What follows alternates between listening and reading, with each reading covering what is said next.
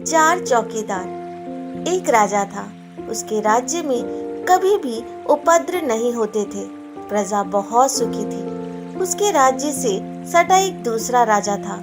छोटा सा राज्य था, लेकिन उसमें आए दिन लड़ाई झगड़े होते रहते थे। लोग आपस में लड़ते रहते थे। उसकी प्रजा बहुत ही दुखी थी, जिसकी वजह से राजा भी बहुत परेशान था।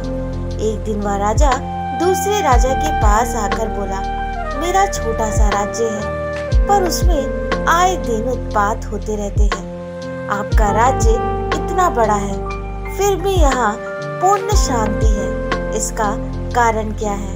राजा हंसते हुए बोला, आप ठीक कहते हैं, मेरे राज्य में बड़ा चैन है। उसका कारण यह है कि मैंने अपने यहाँ 4 चौकीदार तैनात कर रखे हैं, जो हर घड़ी मेरी रक्षा करते रहते हैं। दूसरे ने कहा, बस 4? मेरे यहाँ तो चौकीदारों की फौज है, पर इसका कोई फायदा नहीं। फिर आपका काम 4 चौकीदारों से कैसे चल जाता है? राजा बोला, जी, मेरे रक्षक दूसरी तरह के हैं। कैसे? दूसरे राजा ने उत्सुकता से पूछा।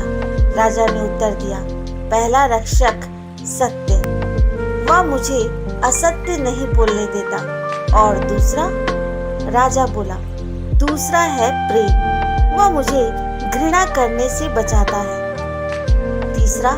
राजा बोला, तीसरा है न्याय, वह मुझे अन्याय नहीं करने देता। और चौथा? राजा ने गंभीर होकर कहा, चौथा है त्याग, वह स्वार्थी होने से मेरी रक्षा करता है। राजा की शंका का समाधान हो गया। जिस राजा के पास सत्य, प्रेम, न्याय और त्याग जैसे चौकीदार होते हैं, उसे कोई परेशानी नहीं हो सकती। तो दोस्तों, आज की ये कहानी कैसी लगी कमेंट बॉक्स में ज़रूर बताएं। और हाँ, मेरे चैनल को लाइक, शेयर, सब्सक्राइब करना ना भूलें। धन्यवाद।